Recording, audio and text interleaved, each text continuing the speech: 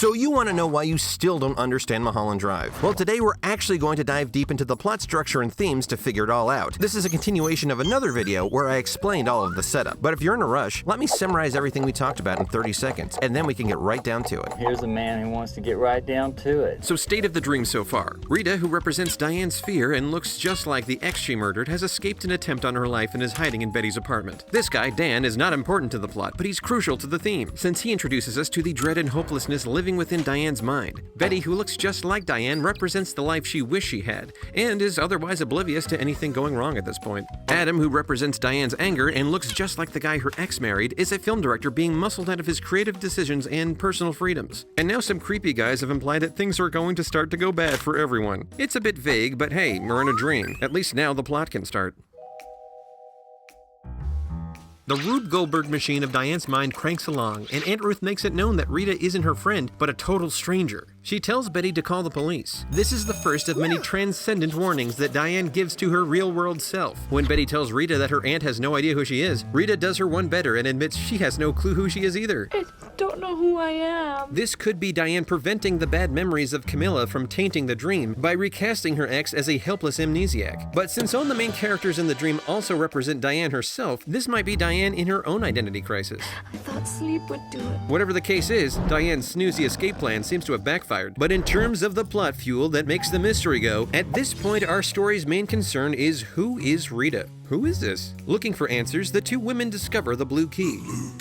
The symbol that represents Diane's real-world contract kill, along with the money she used to pay for it. The moment Diane fully comprehends what the blue key represents will be the moment she will solve the Whoiziss, both for Rita and herself. When Betty idly asks where Rita's car was headed, Rita conveniently remembers the name of the film they're in. Mulholland Drive.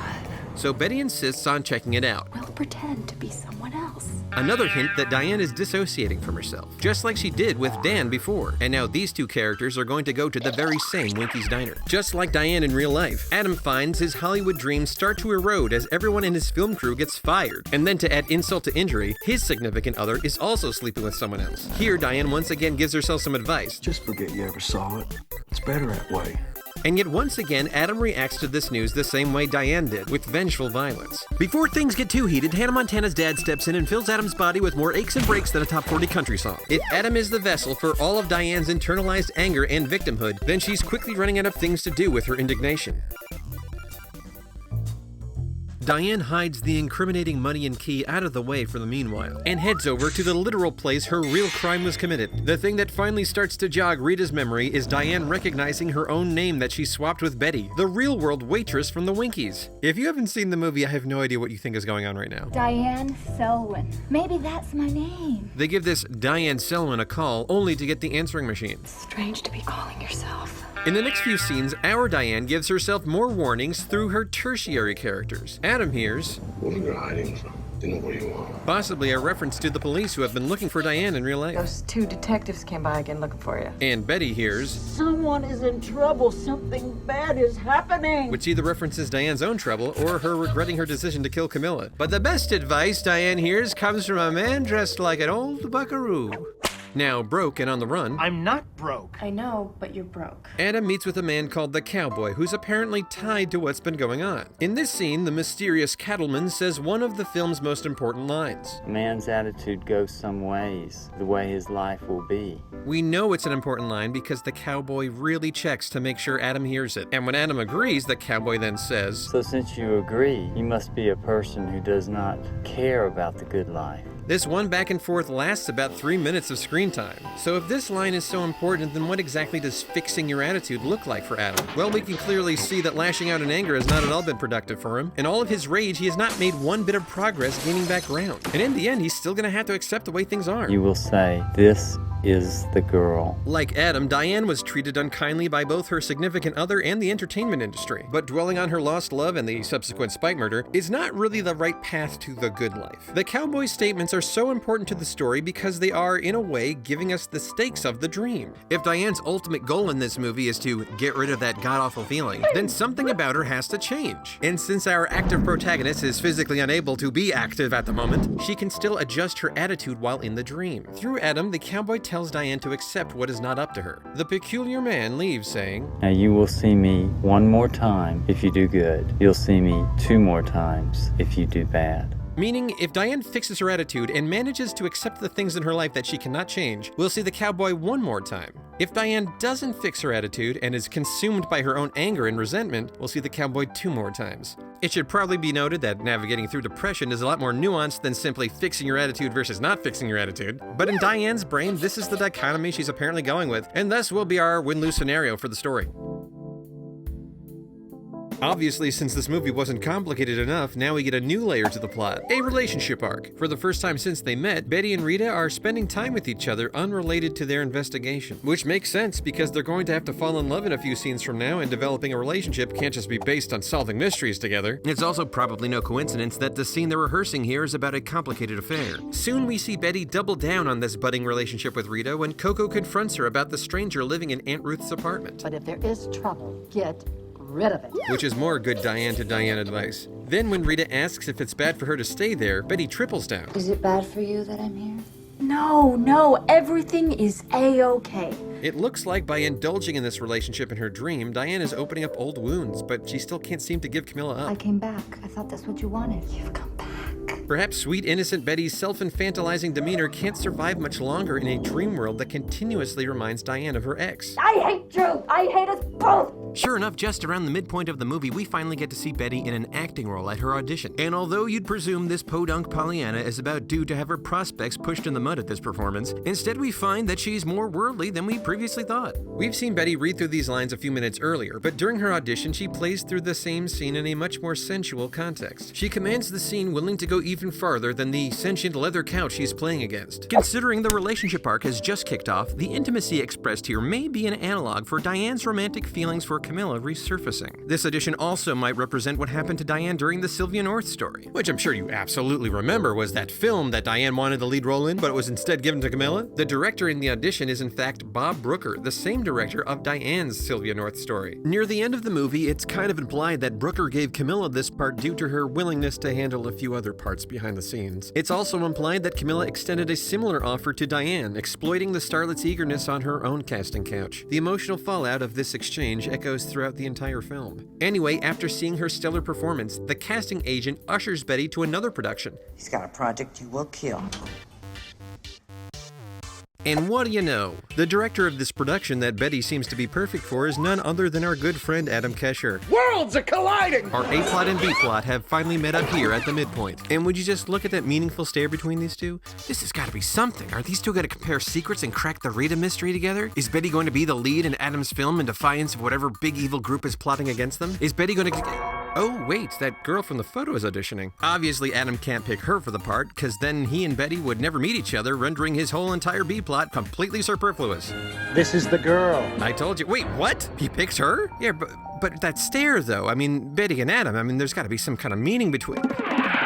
So wait, what do Adam and Betty even have to do with each other then? As soon as their plots intertwine with each other, they just kind of intertwine. Well, as we've been seeing in the first half of this film, just about everything has been going south for Adam. So when it comes time to cast the lead actress, Adam is overpowered, outmatched, and knows that going into another fit of rage will not save him. If Adam does in fact represent Diane's feelings of bitterness and indignation, then this would be Diane reluctantly putting her rage aside and pushing toward acceptance. This is the moment that Diane's mind stops resisting the dark truth. Adam has served his purpose, so he vanishes from the dream. After the audition, Betty and Rita go to track down Diane Selwyn. You know, the elusive fictional dream character that happens to have the same name as the person having said dream. They pop on over to this Diane's place, only to find a different woman who explains that she and this Diane switched apartments a little while back, and this Diane hasn't been around for a few days. Betty finds no one is answering the door at Diane's new place, so she figures breaking and entering is probably fine. Inside the darkened house, they discover a fairly goddamn gross dead body of a blonde woman who looks like she's been dead for a little while, and it scares the piss out of the audience yet again, or at least me. And yet also scares the piss out of Rita too, who's so messed up by this discovery that the film gets all wibbly wobbly. Now we can sit around here and try to pick apart the metaphors, but whatever this represents, it sure looks like finding out who Diane Selwyn really is super horrifying to Diane Selwyn. Back at the apartment, Rita sees that the forces of doom are hot on her tail, and she needs a disguise to survive from here on out.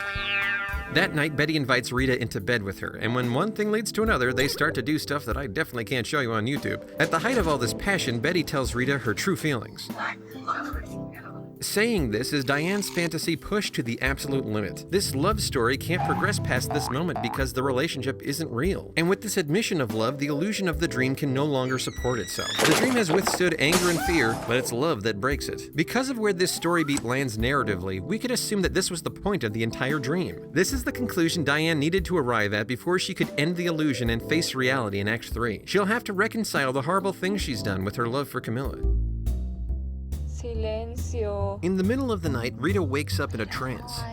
She takes Betty to a theater within the bowels of Los Angeles. Here, the pretense of narrative logic begins to melt away from our story. In his No Hay Banda speech, the theater's illusionist uses a metaphor to imply that the whole story up to this point has been a dream. He shows that there's music in the theater, but no one is actually playing it. It's analogous to Diane using her old memories to fool herself into thinking she's experiencing a live show when it's all been in her head. No hay banda!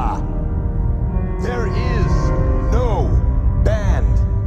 This is a fairly conspicuous phrase considering there actually is a band in this movie, a loud one, and it's the very first thing we hear, with many of the same instruments that are mentioned in the illusionist's speech. The trombone, the muted trumpet, the clarinet. So couldn't the phrase silencio, there is no band, be more directly referencing the film's opening than the dream itself? Perhaps it's actually Diane's delusions of stardom that are being called out here. Any pride or joy she felt at the Jitterbug contest is all in the past, recorded in her mind and played over and over. But here in Hollywood, no band is playing for her now. Sure, this dream has been an illusion, but so has Diane's dream of making it big. There is no band. There is no happy place with smiling old people and bright lights. There is no joy in Diane's life. However you want to define the word, Diane's dream has always been fake. Either way, Diane's bitter pill is that she's been clinging to the past this entire time and must find a new way forward. After a performer sings a song about being sad forever, the two women are moved to tears with its sudden relevance. Betty finds a small box in her purse, and she and Rita appear to understand its significance. At the house, they retrieve the blue key from the closet. Now, having completed her arc from naive optimist to depressed realist, Betty just kind of vanishes. Next, Rita completes her character arc from frightened pessimist to resigned realist when she summons the capacity to open the box. Naturally, she too disappears.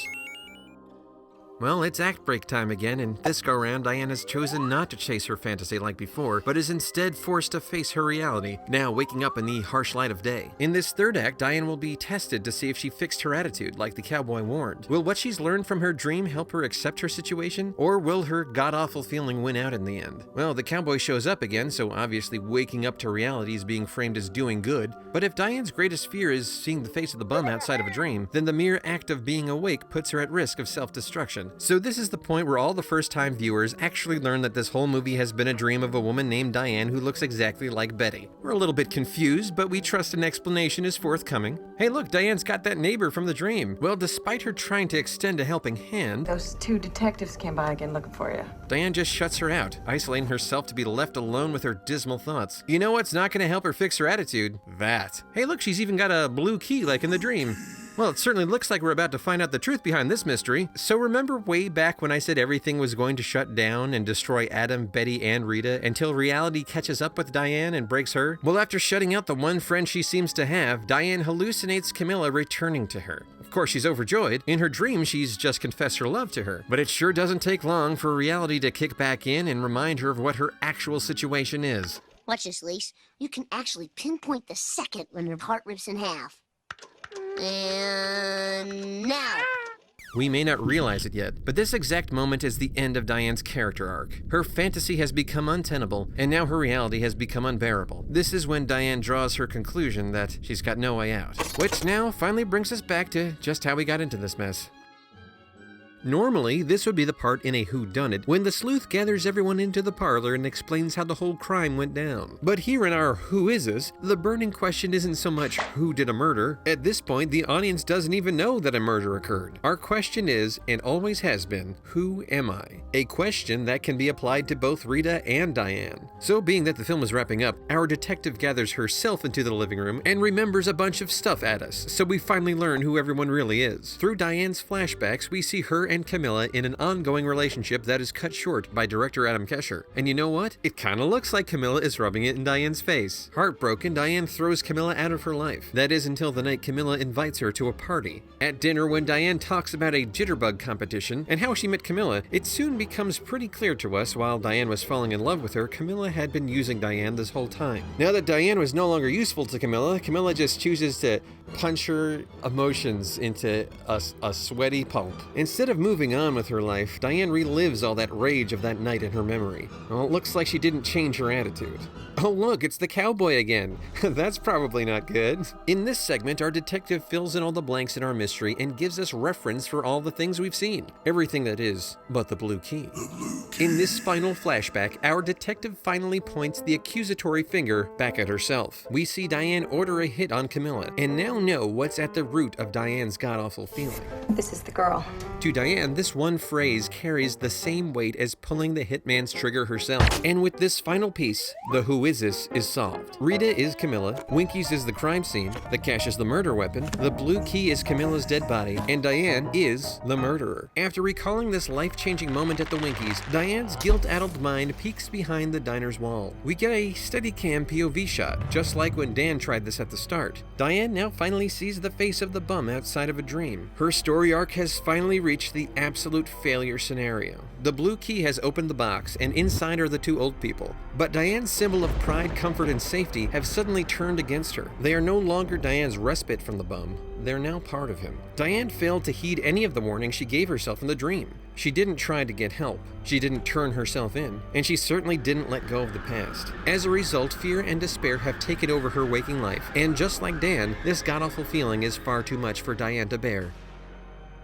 Here at the very end, Diane escapes back to her dream world one more time. Once again, as Betty, she looks out into the beautiful night sky of Hollywood. And at her side is not the cruel Camilla, but the innocent Rita. The imagery of this dream heavily draws from the jitterbug sequence at the very beginning. The overlapping collage, the blown out image of Diane smiling with a loved one, and a prominent color washing over the entire frame. Here, Diane is free from the burdens of her sky-high expectations and her irredeemable failures. She's found a new happy place. The bum appears one last time, but he looks washed out and powerless now, as he fades away. She finally got rid of this god-awful feeling forever.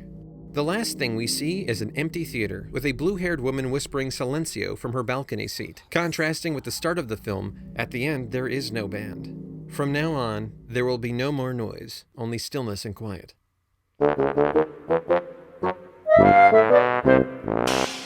Well, that's how the movie ends. So there you have it. We used the science of story structure to definitively explain all of Mulholland Drive. We can now see how David Lynch definitely crafted this story from script to screen with all of these solid story beats in mind. You kid. That's the stupidest thing you interpreted there.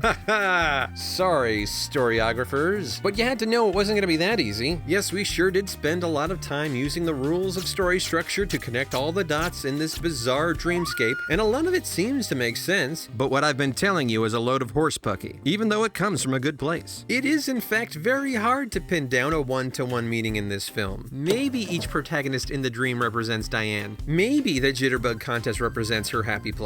But it all feels a bit tenuous, doesn't it? Not to mention all the questions I just flat out ignored to make sense out of all this. Like, who's Mr. Rogue? What does Aunt Ruth represent? Why does Luigi hate coffee so much? Why did this guy's hair get stuck like this? Who is in Louise Bonner's room? Why does Adam have an awkward love interest if it never goes anywhere? What's the real subtext of this audition scene? Why do Betty and Adam stare at each other? Why is the hotel manager also the MC? Who's this neighbor? Where has Diane been for the last 3 years? What's the significance of the dog? Why do so many characters named? Did Rita drink all the Coke? It's made up up of many, many, many different elements. Each one is important, or it wouldn't be there. We've proved that Mulholland Drive has a traditional structure to it despite its bizarre narrative, but once you try and use it to track down the film's meaning, a fair amount of speculation is still necessary. Because aside from this being a mystery inside of a dream, inside of an unreliable protagonist, inside of a David Lynch film, there's still something else keeping us from full clarity. Most of the footage used in Mulholland Drive was originally filmed for a TV show with a different story structure. That's right, in the next video, we're going to explore what could have been as we break down the failed Mulholland Drive TV pilot. We'll see a bit more of the Constigliani brothers, those two detectives looking for Diane, and we'll finally find out just who crapped in Coco's courtyard. So go ahead and click here for part 3.